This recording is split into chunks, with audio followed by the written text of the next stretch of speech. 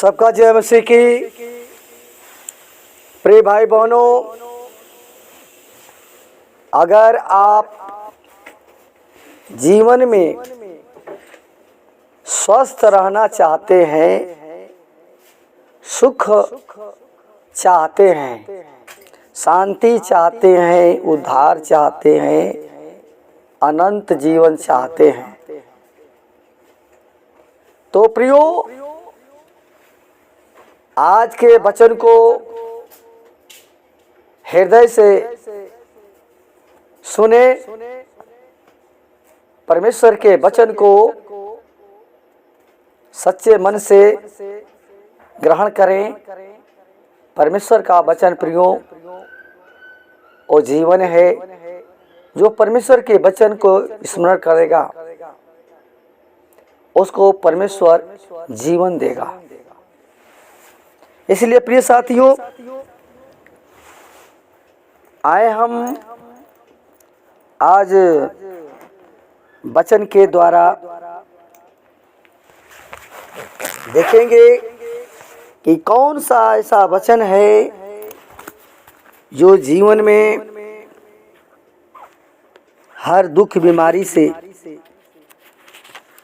वो सुखमय और स्वस्थ जीवन बीतता है। तो प्रियो देखेंगे नीति वचन 3 अध्याय और उसका 5 पद लिखा है। 5 नहीं 7 8 देखेंगे प्रियो। लिखा है कि अपनी दृष्टि में बुद्धिमान न होना, यहोवा का भय मानना और बुराई से अलग रहना। ऐसा करने से तेरा शरीर भला चंगा और तेरी हड्डियां पुष्ट रहेंगी। प्रिय साथियों, प्रिय दास के द्वारा परमेश्वर का वचन जो है हमें आपको सिखाती है कि जो मनुष्य अपने दृष्टि में बुद्धिमान नहीं बनेगा, परमेश्वर का भय मानेगा, बुराई से दूर रहेगा, इससे शरीर स्वस्थ रहेगा, हड्डियां पुष्ट रहेंगी। प्रिय साथियों, जब हम बचपन में अपने बच्चों को एक कविता सिखाई जाती थी कि जल्दी ही सोने से और प्रातः जल्दी उठने से शरीर स्वस्थ रहता है और सुबह सूरज की प्रथम किरणों में व्यायाम करने से हड्डियों को विटामिन डी मिलता है, जिससे कि हड्डियां पुष्ट होती हैं। इसके साथ समय पर खाना खाने से और अधिक पानी प्रतिदिन पीने से और प्रातः और शाम को घूमने से भी मनुष्य स्वस्थ रहता है। प्रिय भाई बहनों, इसी प्रकार ये आत्मिक स्वस्थ के लिए प्राप्त करने के लिए नियम है जो पवित्र शास्त्र में लिखा है। प्रियो, पहला परमेश्वर पर संपूर्ण हृदय से भरोसा रखना है। दूसरा, अपनी समझ का सहारा न लेना। तीसरा है परमेश्वर को स्मरण करके सब काम प्रारंभ करना। चौथा है अपनी दृष्टि में बुद्धिमान न होना। और पांचवा, परमेश्वर यहोवा का भय मानना। छठवां है बुराई से दूर रहना। प्रिय भाई बहनों, एक एक का हम टिप्पणी करेंगे। पहला जो है परमेश्वर पर संपूर्ण हृदय से भरोसा रखना। प्रिय साथियों, इसका मतलब यह होता है कि हर एक मनुष्य को यह विश्वास रखना चाहिए कि प्रभु यीशु मेरे पापों के लिए बलिदान हुआ और वही मेरा जीवित सच्चा प्रभु और उद्धार करता है। प्रियो, ये भरोसा आपको हमेशा करना पड़ेगा, क्योंकि रोमियो 10 का 9 पद में पौलुस कहता है कि यदि तू अपने मुख से प्रभु यीशु को प्रभु जानकर अंगीकार करे कि परमेश्वर ने उसे मृतकों में से जिलाया, तो तू निश्चय उद्धार पाएगा। प्रियो, ये हमारा विश्वास होना चाहिए, ये भरोसा होना चाहिए कि यीशु मसीह हमारे लिए मारा गया, गाड़ा गया और मुर्दों में से तीसरे दिन जी उठा। दूसरा है प्रियो, अपनी समझ का सहारा न लेना, यानी कि हम हर काम करने के लिए पिता परमेश्वर का सहारा लें, उसको पुकारें और किसी बात को जानने या पहचानने के लिए परमेश्वर से समझ प्राप्त करना भी जरूरी है। प्रियो, प्रार्थना के द्वारा इसे हम प्राप्त कर सकते हैं, क्योंकि नीति वचन 2 का 11 और 12 पद में लिखा है, यदि तू अंतर्दृष्टि के लिए पुकारे और समझ के लिए जोर से चिल्लाए, तो विवेक तेरी रक्षा करेगा, समझ तेरी देखभाल करेगा कि तुझे बुराई के मार्ग से और कुटिल बातें करने वाले मनुष्य से बचाएगा। इसलिए प्रियो, हम अपनी समझ का सहारा न लें, बल्कि हर बात में प्रभु यीशु को सहारा लेकर के जो भी काम करेंगे चल और सब काम पूरा करता है।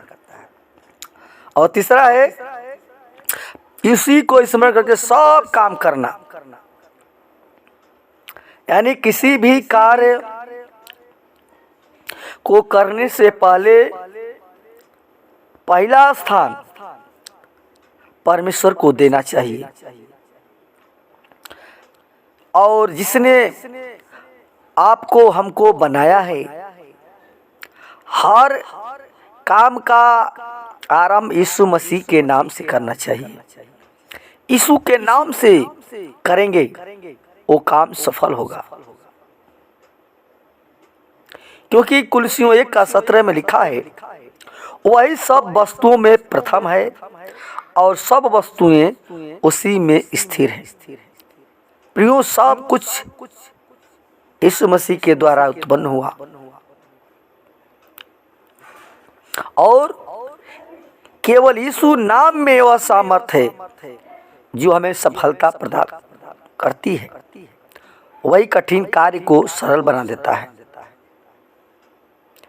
इसलिए प्रियो, जो भी काम करें प्रभु को स्मरण करके सब काम करें। चौथा है अपनी दृष्टि में बुद्धिमान न होना।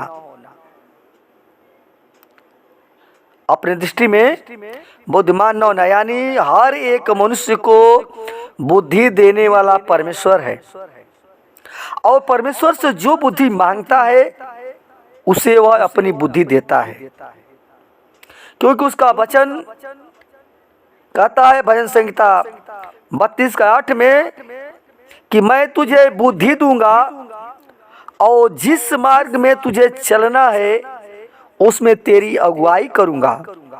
मैं अपनी दृष्टि तुझ पर लगाए रहूंगा, तुझे सम्मति दिया करूंगा। इसलिए प्रियो, कभी भी अपने बुद्धि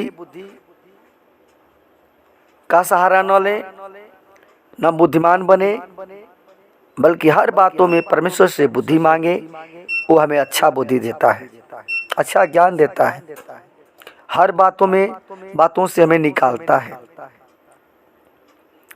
पांचवा है प्रियो, परमेश्वर यहोवा का भय मानना। यानी सबसे मुख्य बात प्रियो यह है कि परमेश्वर का भय मानना चाहिए। और भय मानने का ये वास्तविक अर्थ है परमेश्वर की उपस्थिति का अनुभव करना, यानी एहसास करना कि परमेश्वर हमें देख रहा है। हम क्यों बुराई करें। और नीति वचन 14:27 में लिखा है कि यहोवा का भय जीवन का स्रोत है, जिससे मनुष्य मृत्यु के फंदे से बच जाता है, अर्थात उसकी आत्मिक मृत्यु नहीं होगी। ये पांचवी बात थी प्रियो। और अंतिम बात प्रिय दास के द्वारा हमें लोग सीखते हैं कि बुराई से दूर रहना।